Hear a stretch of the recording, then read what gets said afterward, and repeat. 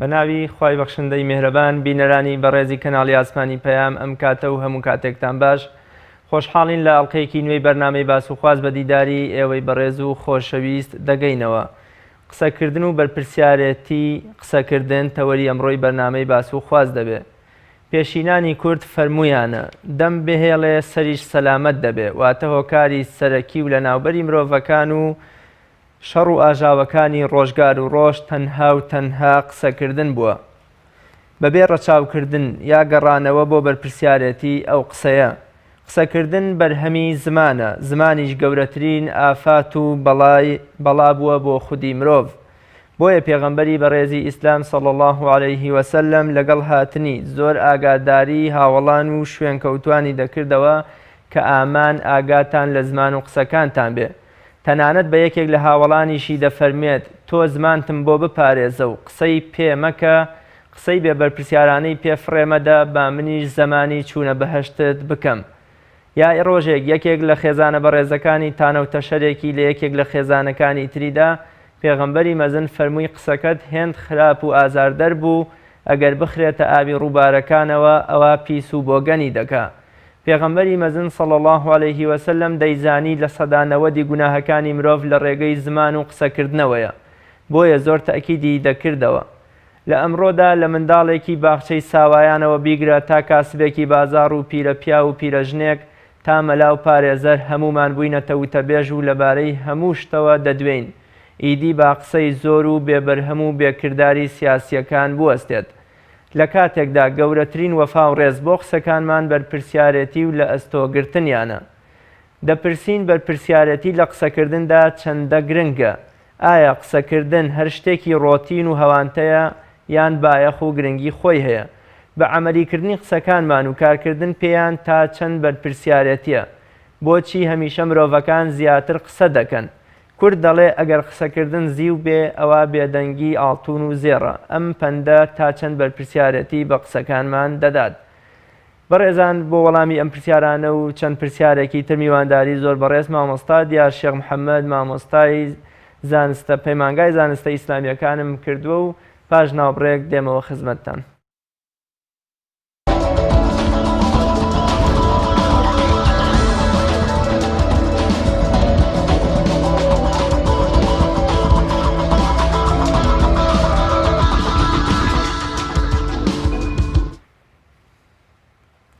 بینەرانی بەڕێز دووبارە سڵاو. مامۆستاگیان زۆر بەخێر بێ بۆ بەرنامی باسوخواز. سەلامەتەکە. سەرەتا هەر بە شێوەیەکی گشتی بزانین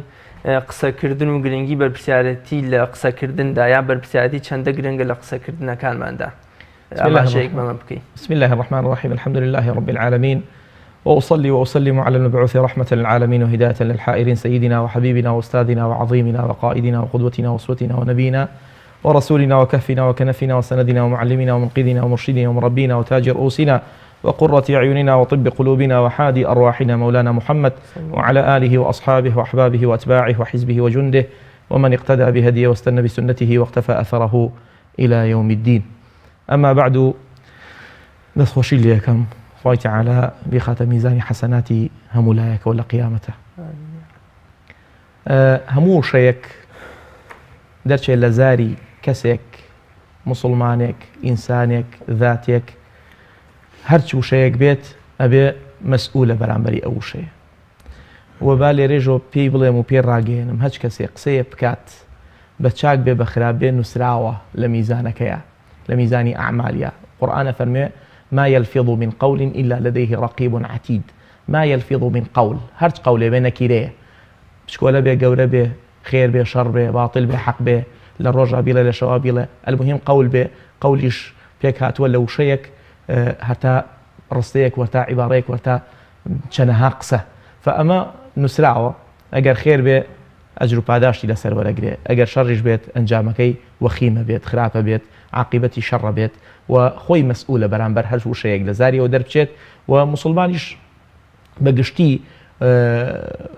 تحذير كراو لو مسألة كإما سنة همو جمعيك سورة كهف خوينينو برقا كان الكهف سورة كهف أو أفرمي وقولي الحق من ربكم وقولي الحق همين شاء أبي لقى الحق أبي وحق درتشي لزاري لزباني ولذمي وهيجي بطال وباطل هیچ و ئەوەی قیمەتی نەبێ نەبێ مسلمان لێی دوور بێ. بۆیە یەکێ لە عباد الرحمن صفتەکەیان چییە؟ الذين وإذا خاطبهم الجاهلون قالوا سلاما. هەمیشە سەلام و ئاشتی من سلم المسلم من سلم المسلمون من لسانه ويده. ئەبێ زمانی بپارێزێ و پاراو بێ و ئەبێ وشەکانی هەمووی بیا لە قاڵب کاتێکە دەرەچێ و کوردی ژوتێتی بیجاوە اینجا بیهاوە. بەڵێ مامۆستا ئەمە بەنسبەت بۆ نمونە قیامەتەوە جەنابتان فەرمووە قسەیە بکە لەسەری بەرپرسە ئەنووسرێ بە چاک بێ ئاخراب و پاداشت و سزاشی بۆ دانرا. قورئانە فەرمێت. بەڵێ ئەی بەنسبەت دنیاییەوە ئەم قسە تا چەند ینی ئەم پێوەرمان چییە بۆ بەرپرسیارەتی لە قسەکانمانە؟ ئەگەر قسە دەوری نەبوایە بۆ دنیایش خوای پەروەردگار نەیە فەرموو وإذا جاءهم أمر من الخوف أو الأمن أذاعوا به ولو ردوه إلى الرسول وإلى أولي الأمر منهم لعلمه الذين يستنبطونه منهم. كواتا قسەکردن بۆ دنیایش سوودی هەیە، تەئسیری خۆی هەیە، ئاثاری خۆی هەیە. یەکێ لە نۆ هۆکار کەوا لە جەنگی ئوحودا مسلمانان سەر نەکەوتن، طبعا بدایەت سەرکەوتن، نۆ هۆکار کە شکستیانێنە یەکێکەنەوە دیعایەک بوو کەوتیان محەممەد قوتیل صلى الله عليه وسلم. فسەیری کە قسە چەنە دەوری هەیە و ئەگەر وانە بووایە پێغەمبەر صلى الله عليه وسلم وەکو لە موسلیمە هاتووە حەدیثەکەی حفصی کوڕی عاصم أفرمي صلى الله عليه وسلم إذا قال الرجل هلك الناس فهو أهلكهم للفظك فهو أهلكهم إمامنا ويفرمي بالضم أبلغ كواتا فهو أهلكهم. هاش كسي وتي أو خلق ويران بو كاول بو توشي دنيا خليكة الله وبيت أفرمي فهو أهلكهم خويا كم كسل هلاكا. فكواتا قسى كردنيش بو شار وبو ولات وبو خلقو بو خاكو وقسەکردنی جملە بە دەرزەن خەڵک قسەیەکە ئیسا يعني قسەیەکێک فەرموو لە بیدایەتی بەرنامەکەیە فەرمووت کردوواڵێ ئەوە قسەی لوقمانە لو كان الكلام من الفضة لكان السكوت ئەمەیکەیان لو كان الكلام من الفضة لكان السكوت من الذهب. ئەوە قسەی حکمتێکە لە حکمەتەکانی لوقمان عليه السلام. قسەکردن زی و بێوان بێدەنگی بێدەنگی ئاڵتوونە کەواتە بێدەنگی سە بۆ بە عیب یعنی ناو خەڵکە. بێدەنگی بەشێکە لە بەرپرسیارەتی لە بەرامبەر قسەکانمانە. بێدەنگی بەشێکە لە عیبادەت، بێدەنگی بەشێکە لەوەی کە ئەجر و طبعاً بێدەنگی لە کاتێکا کە جەوەکەی بێدەنگی بێ لە کاتێکا پێویستی بە قسە بێ ئەبێ قسە بکەی، بەڵام بەقەدەر ئەو مەقامە ئەدبێ دەرچێ مەقال، بەقەدەر مەقام دەرچێ مەقال زیاتر نەبێ بە گوێرەی ئەو دانیشتەی تۆ ئەو جەلسەی تۆ ئەو هەڵوێستەی تۆ ئەو هەنگاوەی تۆ ئەو نەقسە ئەەکەی زیاد ناڵی. چونکە رسول الله صلى الله عليه وسلم جابری کوڕی سەموڕا لە مسلمە ئەفەرمێ ئەو نەقسەی کەمە کرد لو عده العاد أو لو عده العاد لعده. ئەگەر کەسێک ژمارەی کردایە حسابی کردایە قسەکانی پێغەمبەر صلی الله عليه وسلم هەمووی بەڕقەم ئەو چەند کەلیمە دەرچووە لە زاری پێغەمبەر صلی الله عليه وسلم. کەواتە هودوئی و بێدەنگی و سکوت هەمیشە باشترە لە قسەی زیاد، بەڵام لە هەموو کاتێکانە لە هەموو ساتێکانە گوترێ خوا دوو گوێی بە مرۆڤدا و دەمێک بۆی زیاتر بیسێت وەی لەوەی زیاد قسە بکات. فەئەسڵ وایە ئێمە قسە بکەین چونکە مەقامی دەعوەمان هەیە، مەقامی خوتبەمان هەیە، مەقامی نوسحمان هەیە، مەقامی قسەکردنمان هەیە لەگەڵ کەس و کار و ئەمە هەمووی بە گوێرەی پێویست، بەڵام زیادەکەی پێ ئەوتێ لەو ئەچێتە ئەو بابەوە کە ئینسان مەسئولە بێ بەرامبەری وە لە قیامەتە لەوانەیە بە خراپی. پێغەمبەری خوا فەرمێ بەلیغوا عنی وەلەو ئایە، گەیاندنیش تا ڕادەیە بە زمانێکێ بە دەربڕین و بە قسەکردن. چ کاتێک بێدەنگی لە کۆمەڵگەیە یان لە ژیانی مرۆڤدا ئەبێتە پێویستی و ئەو کاتە بێدەنگی لەوەچە بێتە باشترین هۆکار بۆ گەیاندنی پەیام. بەلیغوا عنی وەلەو ئایە رسول الله ئەفەرمێ وەلەو ئایە بەکەم دەسی پێ کردووە. بەلیغوا تەشریف، بلغوا تكليف، عني تشريف ولو آية تخفيف صلى الله عليه وسلم كاتب آية دس بيكدو هاش كسي آية أزاني بيجيني بلان ادعو إلى سبيل ربك بالحكمة والموعظة الحسنة بريقاو جاديكي باشاو بالنصح إرشادك جوانو بأخلاقك شيرين وبرس أما مقامي لكاتي دعوة كردنا بيوست إنسان بيوستي بوي هاش كاتي نصيحة واجب بيكات إنسان يان ناصحة يان منتصحة لم دون أندر ناتشه يان بين نصيحة ورقري يعني نصيحة بكات لم تشتد ناتشه والدين النصيحة بيغمر المسلمة أفرمي صلى الله عليه وسلم كوات الدين بيناسي كده بنصيحته أو مشغالي أما بتشي يكره بزبانك كره هميشه أبي تبليغ كات الذين يبلغون رسالات الله بتشي تبليغ كات بآلة بيان بآلة زبان الرحمن علم القرآن خلق الإنسان علمه البيان يعني آلتك بيدا وكبيان اشتكان بكات كوات إما أصل وايا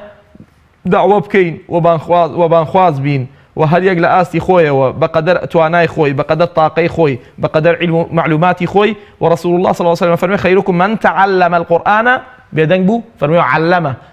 كيف يعلم القرآن باللسان بالزبان بلام كوات الزبان أصل وايا بكاري بين بو تشاكه بو باشا بو قيامت بو بهشت بو خير نك بو خوين بو شكر نك بو جهر أصل وايا أم زبانة أو بكار بينين جاري وايا زمانة وإن طائفتان منهم يقتتلوا فأصلحوا بينهما إصلاح شو نكره بزبان لا خير في كثير من نجواهم إلا من أمر بصدقة أو معروف أو إصلاح بين الناس إصلاح بين خلقا دوكس أشكيته مش بزبانة به كواتا أم زبانة خوا بيداوين يان حجة أبيح حجة بومان يان أبيح حجة لسرمان فداوله پروردگار مان که به حجه بو من نک به حجه لسرمان مامۆستا پێغەمبەری خوا صلی الله علیه و سلم لە فرموودەیەک تریا فەرمێ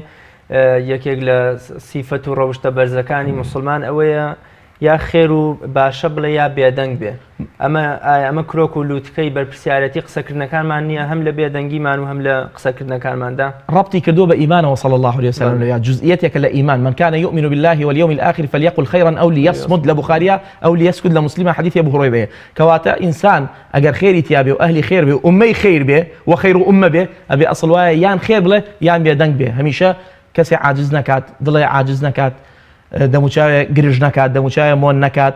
و خەڵک عەسەبی نەکات خەڵک تووڕە نەکات ئەم زمانە وەکو قومبلە و ڕوومانە وایە نەیتەقێنێتەوە دوو عەشە نەیە بە یەکە دوو کەس نەیە بە یەکە دوو عایلە نەیە بە یەکە ژن و مێردێ نەیە بە یەکە بەڵکو نەک تەلاق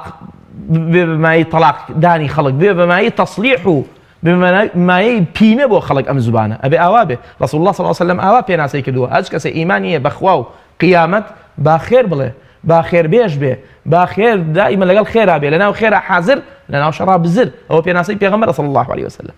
بەڵێ مامۆستا نووسەرێک دەڵێ تاوێ قسەکردن ڕاگرن بێدەنگیش بۆ خۆی دەیەوێ بدوێ قسەیەکی هەیە پەیامێکی هەیە لە ئێستادا ئەگەرچی بۆمە قسەکردن زۆر بووە بە شێوەیە کۆمەڵگەی ئێمە بووەتە ئەشکەوتێک بەردەوام دەنگەداتەوە هێندە قسەکردن زۆر بووە بەڵام هەز ناکەی قسەی بەرپرسانە ئەوی پێی دەگوترێ قسەی خاوەنددارانە لای لە کۆمەڵگەی ئێمە یا لای ئێمە بوونی نەماوە یا زۆر بە شێوەیەک کەم بووەتەوە زۆر کەم بووەتەوە لەبەرەوەی حەکیممان کەم بووەتەوە دانامان کەمە ئینسان کاتێک کەم قسە ئەکا قسەکانی ئەو قسەکەمەی جێی خۆی ئەگرێ کاتێ ئینسانەکە دانابێ حەکیم بێ زانا بێ بۆ خوا سوڵحاو بێ کەسێکی اعتیادی نەبێ کەسێکی عادی نەبێ لەو إن لكل أمة محدثون وإن يكن في أمتي فعمر محدث يعني ملهم فإمام عمر بو لبروي ملهم بو حكيم بو يا رسول الله معجبي بو صلى الله عليه وسلم هميشه أبي إنسان بيوستي كم دوية يعني كم دوي بو خويك أو كاتبة وتوتي كم دوي بو خويك عبادتك بيوستي بمشك تعبير بشاوكان بفرميسكان بعقلكان حديثك هي سيسابقين تولى كتاب إسلامنا بدوايا قرام نمدوسي ولا سننا بلام أول حديثة أفرمي خير العبادة تفكر بيركدنا وشون أبي لشينك به هدوء به هادئ به هوشمند هيمن به لسرخو به قسنكات بو أوي بيوسي بشيء بيوسي بخطية بيوسي ببلانا دايني بوجياني أم بلانا شون بيت بيوسي ببيدنجية أبي عقلك بيتك قر أبي عقلك قصبك أبي ميشكك قصبك أبي إنجا بيوست دست تعبيرك بيوست تشاو تعبيرك إما بوي ألين هش كسير جاري واهي بيوكو مولانا فرمي برحمة به جاري واهي فرميسكي خلق به بملحم بو مقابل جاري واهي نظري خلق نظرة دو نظرية أفرميت نظرية كي هي سهم من سهام إبليس أو هيك رسول الله صلى الله عليه وسلم نهي كرد ولي كإنسان نظرك نظري دو هم بملحم بو مقابل جاري وايا بس دانشن لەگەڵ یەکێکا ئیسراحەتی پێ بەخشێ ئەی مەگەر پێغەمبەر صلی الله عليه وسلم نافەرمێ سیرکردنی کەسێکی پیاو چاک بینیت ئەگەر دەموچاوی بەجۆرە بێ ئەوە بزانە وەلیە ئەولیا الله إذا رؤوا تذكرت الله حديث مسلم الإمام أحمد پیاو چاک پێویستمان بەم کەم دوویە پێویستمان بەکەم قسەیە قسە بکەین بەڵام جێی خۆی بگرێ قسە بکەین مشتاقی متەکەلیمەکە بین نەک بێتاقەت بین لە متەکەلم. ئەی چ شتێ وای کردووە کە بۆ من ئەمڕۆ مرۆڤەکان هەمومان بووینەتە وتەبێژ بوو هەمومان قسەمان هەیە ئەنی کەمتر بۆ منە حەز بە بێدەنگیەکەین کەمتر گوێەگرین. يعني قصيكي معاذ هي لا بخارية هي معاذ هميشه ببرادر كان يقول تعالوا بنا نؤمن ساعة يعني ولن بابير يكتريب خينو تذكروا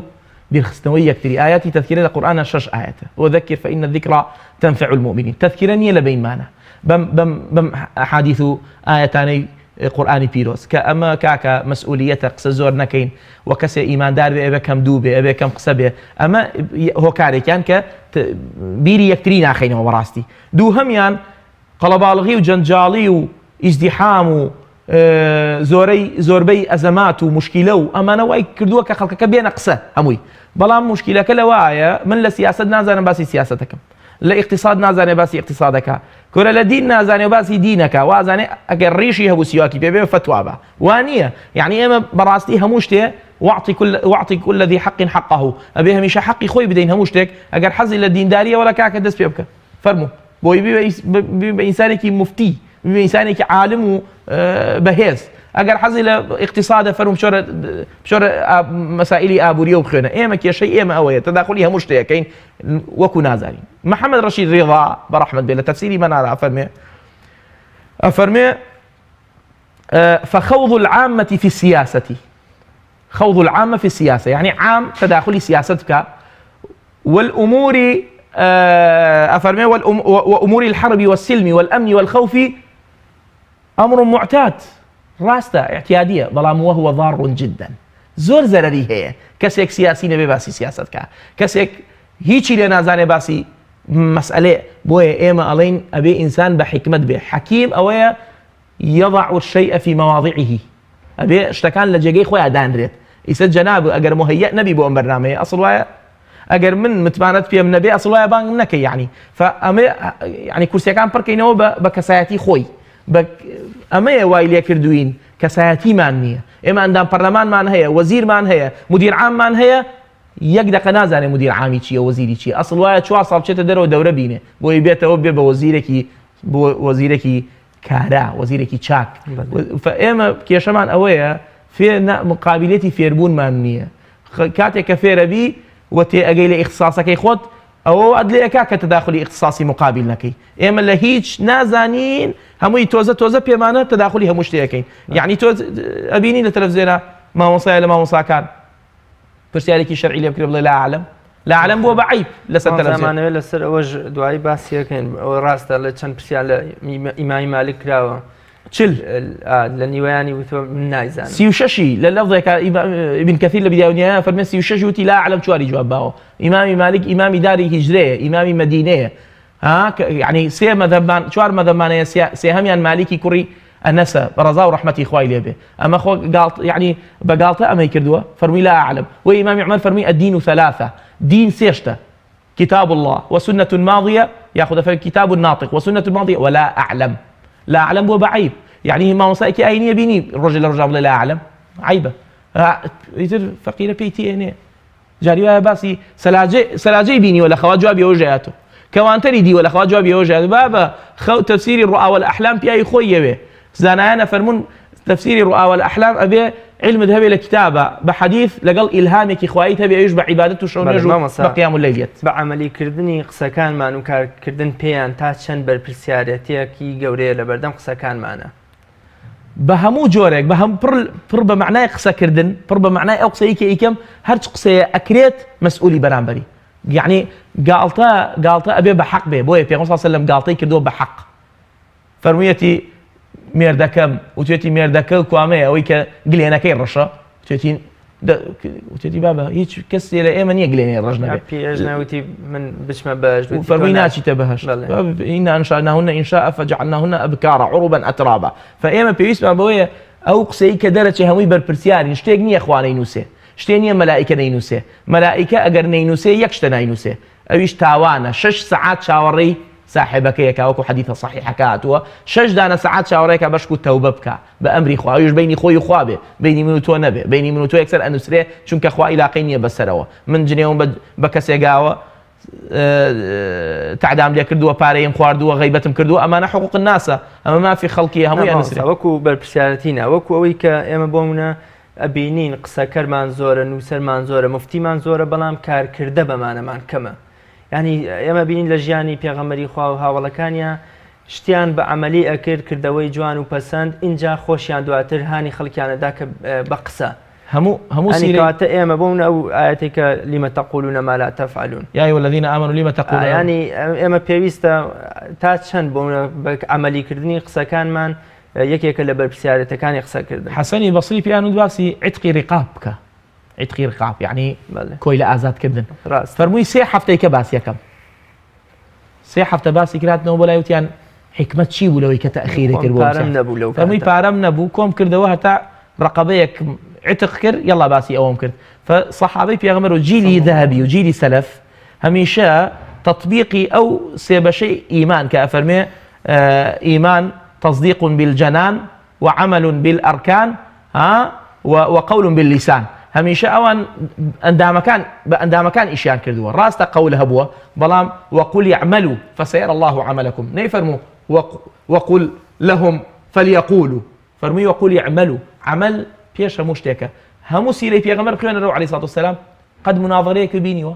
قد بيني رسول الله مناقشه ومجادله بك كره مناقشه نيه يسموا مناقشه بمناقشه لبيني دو كسا رسول الله أبدا بأخلاق عظيمي بأخلاق رفيعي بأخلاق برزي بروشتي جواني هدايتي خلق كيداوة نقبق قسي كم بوا صلى الله عليه وسلم فعلي زور بوا صلى الله بوا كاتك بيناسيك عائشة فرمي كان خلقه القرآن فإم بيويس بان بوا قسا كم بكين كاتك كردجمان خومان يكم جار جبا جمان كردبه كاتك كإيلين وترا كرابه نك إم لواديكو ئیشەکانمان لەوادیەک و قسەکانمان لەوادیەکی کە لە حەدیثێکمانەیە لە بوخاریا جەهەنەمە فڵان مامۆسای ئاینیە بینن ئەڵێن مامۆساوە چییە تۆش لە جەهەنەمای ئەوە چۆن تۆ بەیەکۆین ئێمە پێمەوتن چاکە بکەن بەس خۆم خراپە مەکرد ئەموو خراپە مەکەن خۆم خراپە مەکرد فەئەمە کێشەیە یعنی فئێمە ئەڵێن قورئان فەرمێتی لە 3 ئاەتە وەقول اعملوا ئیشکەن کارابن خوێنگەرم بن هەوڵ بدەن حرەکەتان هەبێ هەنگاوتان هەبێ خوتوەتان هەبێ نەی قەول کەمە باسی قەول کەمە بەڵێ مامۆستا بینە نێو کۆمەڵگەی خۆمانەوە کۆڵێ شۆڕ ببینەوە بۆ نێو کۆمەڵگەی خۆمان لە ئێستاە بۆ منە قسەکردن نەبوونی بەرپرسیارەت یەکێکە لە گرفتە گەورەکانی ئەم کۆمەڵگەیە جەنابتان وەکو زانایەکی ئاینی و کە لە نێو خەڵکدان و تا ڕادێ شارەزای ئەمن چی بەمە ئەڵێن بۆی دوایی باز لە گرفتەکانی تر بکەین والله إمت يعني وصيتي بيغمر وصيتي قرآن يعني اتق الله لو بربرسيتي كبيت دراوة يان كسيك بربرسياتي كي معينين با تداخلي إيشا كان نكا إيشا زخمة كان إيشا جورة كان با أو نيكا بنزين با يعني با أجران نكا يعني با نوتي بيانكا با زخمي نكا با هميشه خوي بربرسيار بزانه كسيك ظلمي كردوا بس يكز جائزة باسي قسبكات أيش لا يحب الله الجهر بالسوء من القول إلى من ظلم وكان الله سميعا عليما هاش كسي مظلوم بو بيويست دنك هالبري بلام بما يرضي الله بويك اخوا اللي رازيه نك بويك بجني ودانو بس بتشهير وبنازانم اشارتي خراب بو شيء خراب وامانه حل نيه ابدا حل نيه ايما كسيك بالرجوع رسول الله فيني كدوي هاش كسي بالرجوع كاك امان سنكي بالرجوع اخر بيا سبره اصل وايا بالرجوع تناني نخوارد واوي نخوارد توتونيتها افرمي فان سابه احد او قاتله فليقل اني امرئ صائم من كسيكي صائم من شرفني ابو مجاب بمو فكسي مظلوم بوي هي صوتي برزكاته ولا ناو مجتمعه غيري مظلوم بوي نيه هاش كسي اصل وايا همي بمسؤوليه انا ما ملب كين كاكا نابي لمجتمعي كاين اما بالراس وشفاق سبكين هر خواخوي ما كيكيتي بيته بردمي يتر حموي بس دو شاوتي كلاكات اصل وانا بيت اصل وايا اما لسنوري شرع درنشين لسنوري اخلاق درنشين بس سرتا بومن لغرفتكاني كومالغي خمان ولا سياسي كانوا دس بكين روجانه لميديا كانوا گوێبیستی دەیان قسەی بەرپرسەکان دەبین لە درۆ دەلەسەیان و کار نەکردن بە قسەکانیان و دوای چەند ساڵ بوون ئەم قسانەش پێشکەشەکرێنەوە ئەدرێنەوە بە دەموچاویانە کە چی ئەمان هەر سوورن لەسەرینی خۆیان و هیچ بەرپرسیارەتیە لە قسەکانیانان نیە. جەنابتان بۆ ئەمە چی ئەڵێن؟ والله رسول الله لبخاري فرمي صلى الله عليه وسلم إن الرجل لا يتكلم بالكلمة من سخط الله لا يلقي لها بالا فيهوي بها في جهنم للفظك 70 خريفا. كسر جاريوها يقسيك كات هلا خو يعني فشيك يعني جاريوها هي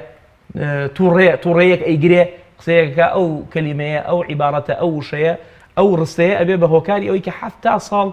لبر كلميك حفتة دا صال أخي لدوزخة يعني أمانته. فإما علين هش سياسيك أويك أيزاني بي لأن أيزاني بو خو تاوان باركي بو هيتش هموي هيتش يعني خود برلمانتار تصجر علين برلمانتار هيتشي دوشتي بي أكري برلمانتار أصل واي ولا يصير برلمان يعني وصاوة أصل واي برلمانتار دوشتك مراقبة حكمتك لقل بروجة تقديمك غيري أما يتر وعد ما كاكا بيد ناكري مثلا همو سياسي لجي خويا مسؤولة باب زاني كفى بالمرء كذبا لمسلمة هاتوا أن يحدث بكل ما سمع هرشيك تقول أبو بيليتو بيجي بس كإنسان دروس كفى بالمرء كذبا أن يحدث بكل ما سمع للفظك أبو سليم إمام أحمد كفى بالمرء إثما أن يحدث بكل ما سمع. فهرشيك تقول أبو والجلسة يقرويدا باسي مكة شيء باسي شيء كي هناك وضعك شرعكي مثلا هندي حقائق هي باس كره بلام هندي اشتيش هي كأزاني آلوزي دروس بيت باسي مكة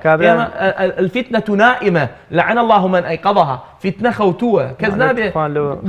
وانية أو خبر يعني أينته وكاية وملعونة بنص حديث رسول الله صلى الله عليه وسلم هندي حقائق بيست باس كره ما في حقوق إنسان بيشيء لكره باس كره بس هندي اشتي تضخم إعلامي نكره باز نكره مسؤولانا أبي إنساني مسؤول خمخورة هج كسيك خەمخۆر بوو لێ مەترسە لە کەلیمەی بەرپرسی ئەم وڵاتە دێتە سەر شاشە لێ ساڵێکی تکارەباتان بۆ چاگەکەین ئاوتان بۆ چاگەکەین دەیان بەڵێنی باقوبریق بە جەماوەرە داتوە کۆڵێ ئومێدێکیش بە جەماوەر بەخشێتەوە بەڵام سەرەکەی دوایی ساڵەکە ئومێدی بۆ من جەماوەر ئەپوکێتەوە هیچ چیش لە قسەکانیان سەوز نابێ. جەنابتان دەربارەی ئەم جۆرە قسەکردنەوە نەبوونی بەرپرسیارەتی لەم جۆرە قسەکردانە چی ئەڵێن؟ والله واضحة وضوح الشمس يعني هاش كسي بيه خلق هالخلطين وخلق يعني لخشبري وخلق درو لقال خلق ابكا واضحة مو كسي ازاني لا طفلك رضيع برسي اكثرية الجواب يعني كأما جريمة تاواني كي دنيائية وتاريخي وتاواني كي قيامتية وتاريخ رحم بكزناك هموي انوسليه هل هموي تومال كراوة استباب زانن لم توار 5 مليوني كردستانا هميشه همو صالك صد نفرمان هەیە ئیسە تاریخی نووسیبێ و جوان هەرچیە ڕووییا بێ ڕووی نابێ تۆمار کرێ بە ناو بە موالید بە کات بە سات بە ڕێگا بە جێگا هەمووی ئەنووسێ فڵین کاکە سیاسی ئەوەی لەخوا بترسە نەوەعدی یعنی هیچ بە خەڵک بە و واقعەکە باسکە بۆ خەڵک بڵێ ئامە واقعەکەی ئەگەر پێچەوانەیەکی ژیتیایە تۆ زەمان نید لە حیاتی زەمان کوا زەمانی حیاتی خۆت کردووە یعنی خوای تەعالا یەک کەسی قل يتوفاكم ملك الموت الذي وكل بكم هج كاتبيه يتجور وببيع ويجرس لي تلفون كان لدرقابه يكسر يتور لجاي خوت الله سيتوا فالاخوه بترسى ام مسائل انا بس يتر ام شواشك عليه بس اما تو كس ابي اگر دينيانش ما عملنا كمي انساني انا ما عملوا كاكا او تاو بياو شاكان هم باسكن ناويك اما شيخ زايد واما نازانم غانديه واما امي افريقيا وهم باسكن يعني بتشاكي يعني باش بو سلكيكي او بو خمر رانا كيشين ان جا ورا كسيكيش كنفسيكي ديني وايني هبت عائلكي على الاقل نفسيكي دينيان هبه ابي خو بزانك اخوياك هي محاسبي همشتي اكا خوایك هەیە لە دوای هەموو شتێکۆیە ئەم محکەمەی دنیاە ئەوەمان پێڵێکە ئەم دنیاە 52 ڕۆژەکە ئەم محکەمە بچکۆلە ئەوەمان پێڵە محکەمەیەکی گەورە هەیە والله العظیم مردنە قیامەتە هەمووی لەبەر چاوایە هەمووی یەقینە بەڵام دروست نەبوو بۆ خۆ هێشتا لای خەڵک نەبوو بە یەقین ئەو محکەمەیە قازەکەی کێ ئەڵڵایە هەرچ شتێک هەرچ هەنگاوێکی خراپت نابێ هەرچ ئایەکی خراپت نابێ و هەرچ نایەکی خراپت نابێ هەمووی نووسراوە فنصيحتي اما بو او كسانه تقواي خويا الاخوه بترسل ئێستا ڕاگەیاندن وەک وەڵێ وێستگەی دووەمە بۆ گواستنەوەی قسەی بەرپرسەکان ئایا بەرپرسی خۆیان بێ یام هی معارەزە بێ ئیگوازنەوە بۆ میلەت و بۆ جەماوەر بەرپرسیارەتی لە قسەی ڕاگەیاندن و تەلەڤیزیۆنەکانە تا چەند پێویستە هەبێ و جەنابتان چیەڵێن دەربارەی بەرپرسیارەتی ڕاگەیاندن يعني بەداخەوە ئێمە ئەو خوای تعالی ئەو هەموو دەرگای لێ کردوینەتەوە و هیچ عەسرێک نییە بەقەدر ئەم عەسرە متەطەویر و حەزارەت و ئینتەرنێت و ئەنواع و ئەشکال هەیە فأصل وایە ئەم ئیعلامە بە دوور لە دەسیسە بێ و دوور لە دەست بێ و دوور لە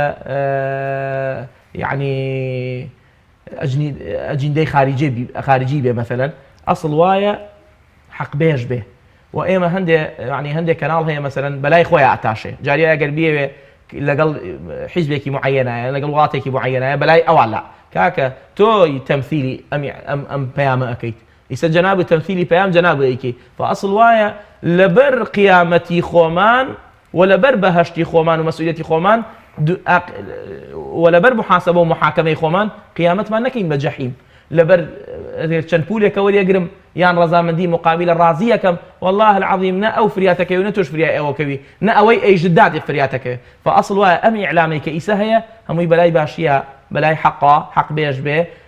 لەگەڵ مافەکانە بێ لەگەڵ مەزلومە بێ لەگەڵ دەسەقلی شاوەکانە بێ لەگەڵ ئەوانەی کە کار و کرێکار و کەسابەت و ئەوانەی کە پارە بڕا و ئەوانەی کە زوڵم لێکرا و ئەوانەی کە لەگەڵ ئەوانە بە کاکە لەگەڵ خەڵکی کیامە بە ئەمە چونکە ئەمە مەسئولیەتی قیامەتە ئەمە ئاین وات پێ ئەڵێ ئاین دین خوا وات پێ ئەڵێ خوا پەیامێکی بۆ نردووی لە ئاسمانەوە بیکەرەوە بزانە چیە کاکە تۆی خۆشەوێ بۆیە ڕێزی لێگرتووی پەیامی بۆ نردووی و توێتی بیکەرەوە بزانە باسی چیەکە لەسەر ئەو کەتەلۆکە بڕۆ بۆ ئینسانێکی فعلا ئینسانێکی مۆدێرن و ئینسانێکی موسڵمانێکی حەق و حەقیقەت بێژە ماوەسا بەشێک یان زۆرێک لە تەلەڤیزیۆن و میدیاکان بۆمونە لە دروشمەکانیان یەکێکیان هەمویان بە شێوەیەکی گشتی ڕاستگۆیی خاڵی هاوبەشێ توانین بڵێ هەموو تەلەڤیزیۆن و میدیاکانە بۆ منە بەڵام ئەمان بێ بەرپرسانە ڕۆژانە سەدان قسە کە هیچ ئەسڵ و ئەساسێکی نییە و خەم و خەفەت و ئازاریش ئەبەخشێ بە جەماوەر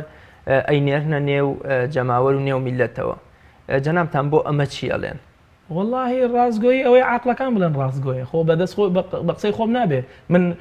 خۆم ئەوەی خۆم ئەیبینم ڕازگۆ بێ ڕازگۆیی ئەوەیە هەموو مجتەمەعەڵێ ئەمە ڕاستە نەک من شتێک ئەبینم هەر لای خۆم ڕاز بێ لای مجتەمەع وان نییە ئەمە ڕازگۆیی نییە کاکە ڕازگۆیی ئەسڵ وایە کە هەمووی کۆبنەوە خەڵکی عاقلەکان بڵێن والله فعلا ڕاستە فەمە مەسئولیەتێکی قیامەتە جا هەمووی ڕەبتە بەیەکەوە بەڕاستی نصیحەتی ئیسلام بۆ ئەو کەسانە ئەوەیە کە واز بێنن لەو مەسائلانە و هەمیشە فعلا ڕازگۆ بن یعنی ناوێکی زەق و عینوانێکی باقوبریقانەمان نەبێت ڕازگۆیی و بوێری و دلێری و ئەم مەسائلانە هیچی واژ نییە مەسەلەن هەمووی چاواشەکاریە هەمووی بەعکسەوەیە مەسەلەن فەئەسڵ وایە هەموو خەڵکەکە بڵێن والله فعلا ڕازگۆن والله فعلا جێ خۆی گرتووە ئەمە بەدەست خۆ بە کەیفی ئەوان نابێت وئینەما ئەگەر پێچەوانە بێت ئەوەی کە ئێڵێن لەگەڵ ئەوەی کە مبيتة لدليانا لناخيانا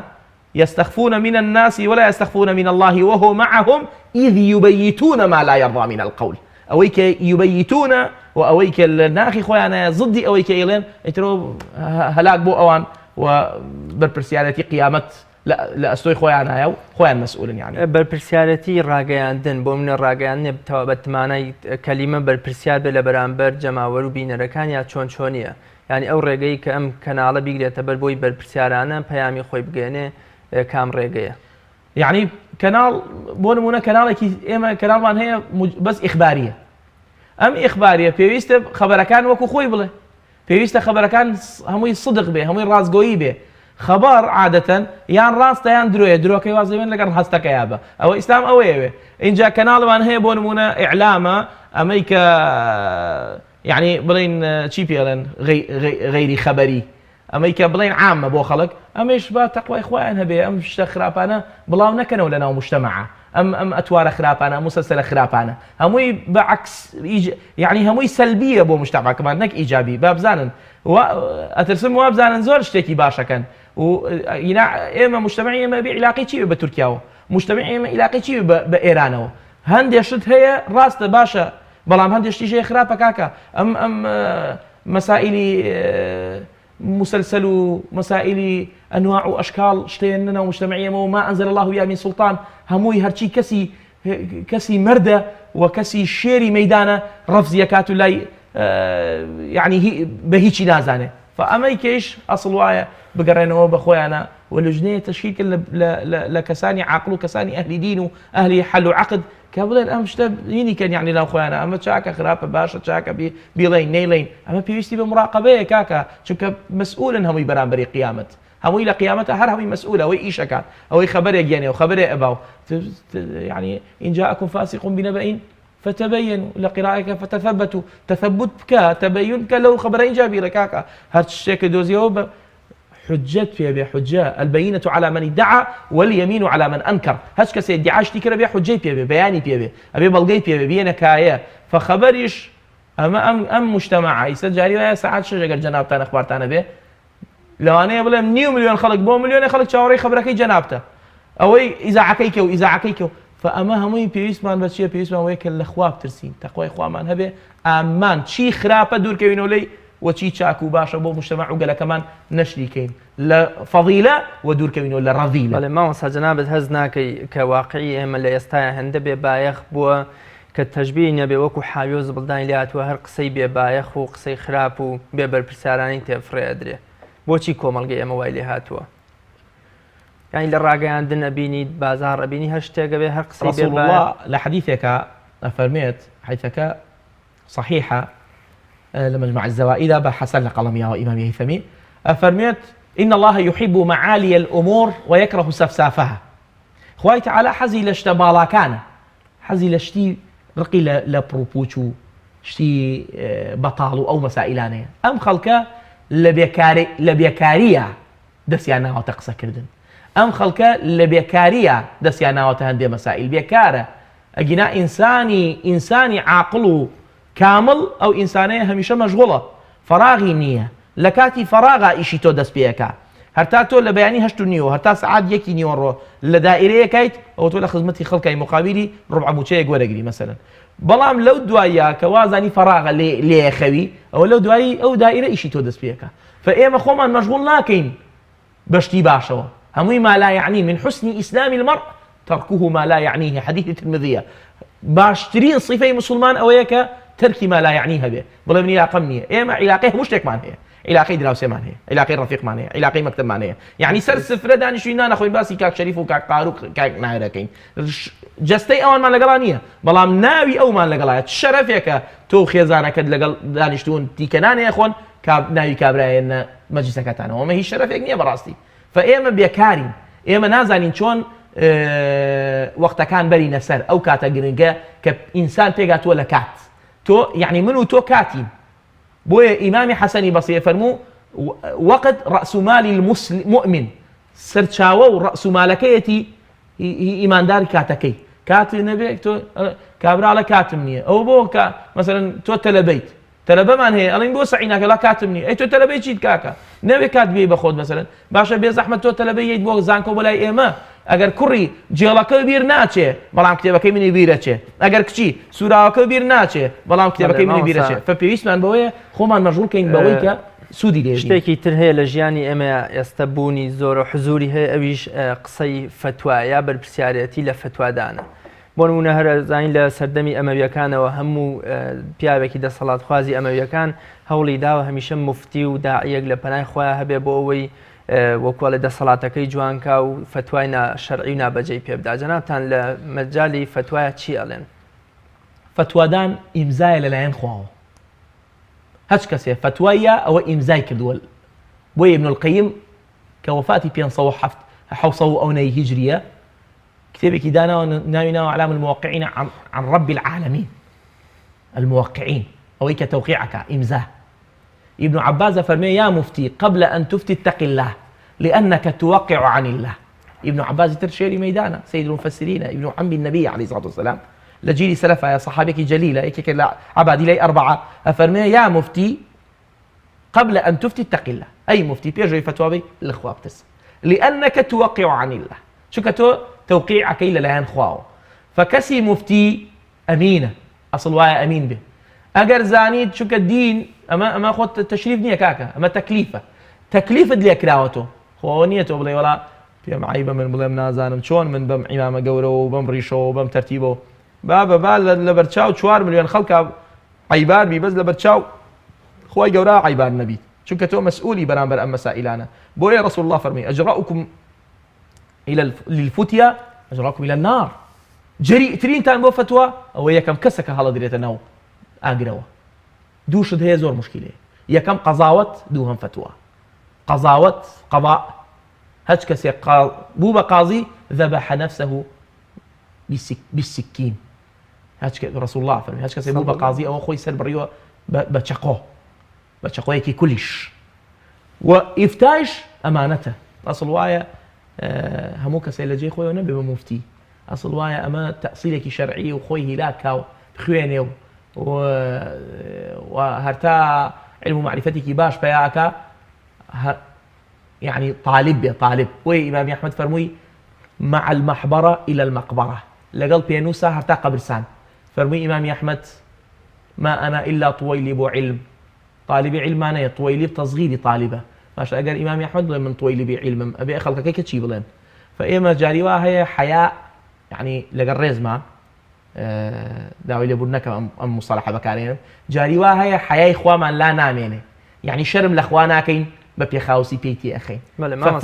فتوادان مەسئولیەتە ئەو نەزانینەی کە ئیمامی مالک لێ گەڕنەوە چەند لە چل پرسیارە بۆونە نیوەی وتوێتی نایزانم ئەمە گەورەترین بەرپرسیارێتیە بۆ منە سەزانین زۆر جار خەڵک گیری خواردە بەدەست فتوایەکی نابەرپرسانەی کەسێکەوە تەنها لەبەرەوەی کە پێی عیب بووە بڵێ نازانم یان بۆ بینێرە بۆ لای کەسێک بەڵێ وەکوتم نەزانین بۆ بە عیب ئیمامی عومەر ویستی تەحدیدی مارەیی بکە بەڵێ تەحدیدی مارەیی بکە ژنێک لێی ڕاست بوویەوە ژنێک هەستاوتی با بە قورئان تەحدیدی نەکردووە هەستا چوە سەرمێ فەرمووی ئەصابت ئیمڕە وأخطأ عمر غەڵەتی کرد ئەو ئافرەتە ڕاستی کرد بە هەموو جورئەتیەوە بە هەموو عیبلاقەتیەوە خلافەت پێشی بەرز بوویەوە پێی بەرزە بێتەوە نییە ئێمە باسیەکەین بۆ 4 ملیۆن خەڵک ئەمە چییە ئەمە لەبەرەوەی معجەبی ئەو موقفەی ئیمامی عومەری پێویستمان بە مەواقفی ئاوایە مامۆستایان و زانایان هەمیشە ئیمامی عومەر کاتێک کە مشکلەیەک معضلەیەک دروستە بوو ئەی فەرموو با عولەمای بۆ کۆکەمەوە با سەحابەی بۆ کۆکەمەوە بەخوا ئەڵێ ئەم مەسئلەیە زۆر مهمە ئەگەر مهم نەبوایە لە کتێبەکان ئەوتراوە ئەگەر کاتی عومەر بوایە لجمع لها أهل بدر هموي بو كو كردو لجمع لها أهل البدر هموي بو كو كردو بو مسألة فهميشة مسائل فتوى دان زور مشكلة أم بو حسني بصري منالك يبيني كوت هبرزي كدو وتي جالي كرامة كتشو كد زور بينا خوش بو تي أبو سعيد حسني بصري كنا بعمل كون مشكلة نية بس تو أهجان لخود بيت توب كوي أمتي أكوي راست فأم حكمة لمن على ورقة كهميشة وافر كراوة واتي جين راوة كمسائل دين رئاسة لدينا وصدارة لدينا مشكلة براستي مسائل علم ومعرفة وزانست وزانياري وتصدير كدني بجملة بو خلق فتوى دان بهوسيخو دليل بهوسيخو اينيتو دليل شدنيتو دليل في كابيتي دليل هي بو كاتيك بو كاتي نابي مالبوني برپرسیارەتی و گرنگی برپرسیارەتی لە بانگەوازایەکی کە پێچەیەکێک بێ لە کۆڵەکەکانی بانگەواز بەڵام بەداخەوە لە ئەمڕۆی کۆمەڵگەی خۆمان نابین کۆمەڵێ لە بانگخوازان یام ئەوانەی کە بانگی خەڵکەکەن بۆ لای پەیامی خوا زمانێکی قورس یا بەکارهێنانی تانەوتەشەر بەکارهێنن ئەگەر کەسێک بانگ بکەن بۆ لای خواوە لەوەچێ دوانی تر تار بنێن و دوانی تر ڕاو بنێن لە کاتێکا پێغەمبەری خوا صلی الله علیه و سلم نهی لە سەحابە کرد کە عیکرەمە کوڕی ئەبوو جەهل ئەگەر حزوری هەبوو ئەوە بە هیچ شێوەیە نابێ ئێوە دژایەتی باوکی بکەن جەنابتان دەربارەی بوونی بەرپرسیارەتی لە بانگەواز و بەکارهێنانی بەرپرسیارەتی لە بانگخوازەکانەوە چی ئەفەرموون قورئان فەرمووی لو كنت فظا غليظ القلب لانفضوا من حولك كواتا فض غليظ القول نبوة في صلى الله عليه وسلم هەمیشە نەرمونیان بووە صلى الله عليه وسلم هەمیشە قسەی خۆش بووە صلى الله عليه وسلم زبر نەبووە ڕق نەبووە وشەی زبری بەکار نهێناوە صلى الله عليه وسلم عیکریمەی ئەبوو جەهل کاتێک کە هێت بۆ لای وتیان ئەوە وەلە یایە مەبەستەکە وتیان ئەوە عیکریمەی ئەبوو جەهلات وتی نا نەڵێن ئەبوو جەهل بڵێن عیکریمەی کوڕی عەمری کوڕی هیشام لەبەر ئەوەی جنێودان بە مردوو تؤذي الأحياء ئەزیێتە بۆ زیندوەکان ئاوا هەستی پاراستووە صلى الله عليه وسلم هەستی خەڵکەکانیە پاراست وتی ڕۆژێک سەلامی کرد السلام عليكم منافقەکان وتیان السلام عليك يعني الموت عليك عائشة لودي ودرقاوة بوتي وعليكم السام واللعنة تي عائشة والسلام لا توكريان لمن تي والله الروح بقربان بين لا تي تو بجو بيتو تي آخر الزور بيوم ناخوش بكوتي السلام عليكم وتي بابا من جوا موت عليكم يتمنى ما بعثت لعانا ولا طعانا ولا فاحشا ولا بذيء بعثت رحمة مهداة ونعمة مزجاة صلى الله عليه وسلم هميشه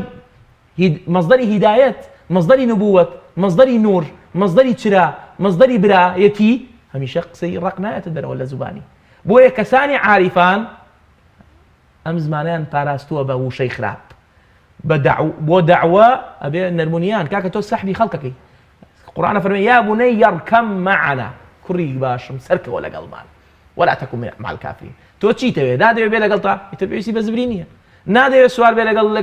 لەگەڵ تا لە کەشتێکەیە پێویستی بە ڕقی نییە پێویستی بە نەرمونیانیە پێویستی بە ڕەحم ئەبێ ڕەحمان بجوڵێ بۆ مقابل بۆیە وما أرسلناك إلا رحمة للعالمين لديني إيميا أفرتك شوت الدوزخة ولا بروي الرحمي بتشينا كذو ببشيلي لديني إيميا أفرتك بني إسرائيل بغايا شوت بهشتوا لبروي نزع عموقها وكل مسلماتو فاتكي دا كانت وآوي دابا أجلكم الله يعني دولروي جنابتو بي سري بريس بي نبي بريس صنك أو خاطو فشكر الله لها دینی ئێمە هەمووی نەرمونیانی هەمووی خۆشیە دوورە لە زبری دوورە چی وای کردووە ئەوانەی کە بانگ برن بۆ لای پەیامی خوا هەمیشە زبری و توندی و کۆمەڵێکیان بە شێوەیەکی بەرپرسیارەتی بەکار ناهێنن و قسەکانیشیان بۆنی بۆنتانە و تەشەر و یەکتر شکاندن و بۆ خزاندنی ئەوانی ترە یعنی ئێمە پێویستمان بەوەیە یعنی شەر نییە ئێمە یعنی هەچ کەسێ بێتە سلکی داوەوە پێگەیشتو بێ ئێمە پێویستمان بە پەروەردەیە يعني خومان يسمن يكيكم لو أنا كهروجانة في اسم پروردة خوم پروردكم شون طرحي أم إسلام بكم طرح كرني إسلام مهمة محمد غزالي برحمة به كوفاتي نودوه محمد غزالي معاصر نك أبو حامد محمد غزالي أفرمي ديني إما دي قضية كعادلة محامية كفاشلة أبي أم محامية كداعية كي أبي بكسيكي عادل بيبقى كسيكي بالوان بيبقى كسيكي مهم بيبقى كسيكي جمارة بيت لأنه جمارة كان بل أصعب جمارة بيت أما بتشيت بەوەی کە خۆمان پەروەردەکەین ڕۆژ بە ڕۆژ هەوڵ بدەین بچینە کۆڕ و مەجلیس و مەشایخ و عولەمای چاک و ڕەبانیەکان بچینە بەردەم ڕوکەب و ئەژنۆیان بۆی فێر بین یعنی شەرت نییە هەموو کەسێک بێ بەداعی کامڵ بێ بەڵکو پێویستمان بەوەیە وەکو لە حەڵقەیەکی کەی ئەم بەڕێستا وتومە ئەم قسەیە وتومە ئەسڵ وایە سیرە بخوێنینەوە نەک حەدیث سیرەی پێغەمبەر بخوێنینەوە بزانێکین لەگەڵ مقابلە کە عەرەب پێوترێ مع الآخر لەگەڵ کەسەی بەرامبەرات چۆن بووە صلی الله عليه وسلم بەرپرسیارەتی مامۆستای ئاینی و زانەکانمان لە مینبەرە کە مینبەر تا ڕادێ شوێنێکی گشتگیرترە بەنسبە بانخوازەکانەوە کە لەوە چێ کۆمەڵێک خەڵک بۆ یەک بابەت کۆبوونەتەوە بەڵام ڕۆژانی جمعە پێویستە بەرپرسیارەتێکی زیاتر لە قسەی مامۆستایانی ئاینیە هەبێ جەنابتان لەبارەی بەرپرسیارەتی مینبەرەوە قسەی مینبەرەوە چی دەڵێن وەڵڵای قسەی مینبەرە بێ قسەی پێغەمبەر بێ صلی الله عليه وسلم قسەی پێغەمبەر صلی الله عليه وسلم لە یەکی هیجری و خوتوەی یاوە هەتا ساڵی وەفاتی کە نزیکی 10 ساڵ خوتوەی یاوە صلی الله عليه وسلم درێژترین خوتوەی پێغەمبەر حەجەی وەداعە لە کتێبەکان ماڵاوایی ئەوە درێژترین خوتوەیەتی ئەی خوتوەکانی کەی هەموو ساڵە چەندی تێیە 52 خوتوەی تێیە هەموو ساڵێ 9 ساڵ خوتوەی یابێ 9 کەڕەت 50 دنیایە کەپ نزیکی 500 بێتەوە باشەکە خوتوەکانی پێغەمبەر صلی الله عليه وسلم ئەمە یەک دووهەم پێویستمان بە لەسەر مینبەریش پێویستمان بە نەرمونیانیە پێویستمان بەوەیە کە جارێ دوسێ دقیقە سوپاسی ئەو خەڵکە بکەین لەبەرەی بەس نییە هاتوون ئێگە نهاتنە چیمان نەکرد ئێگەر خوا بیوتە لە سەعات 8 بەیانیەوە کاکە مەلا بچۆ بە دوای خەڵکا بگەڕێ یەک کەسی بۆ نەئەدۆزیەوە یەک کەسی بۆ یعنی نەیەتوانی سەحبی هیچ کەسێ بکە بەبێ ئەوەی زەحمەت کێشێ کاتێتە سەر میبەر 400 نەفەر لە بەردەمیایەتی ئەم 400 نەفەرە پێویستی بە چییە پێویستی بە پەروەردەیە پێویستی بە تەربیەیە پێویستی بەوەیە کە ئیدارە و ئیدامەیان بکات و مراعاتیان بکات و مداراتیان بکات أمرت بمدارات الناس كما أمرت بإقامة الفرائض وكو بيغمر أفرمي كاتي برنامجكم توا زۆر سپاس دەکەم سپاس بۆ جەناب زۆر سپاس بینەرانی بەڕێز بەم شێوەیە ژاتینە کۆتایی ئەڵقەی ئەمڕۆمان تا بە یەکگەیشتنەوەیەکی تر بەخوای گەورەتان ئەسپێرم خواتان لەگەڵ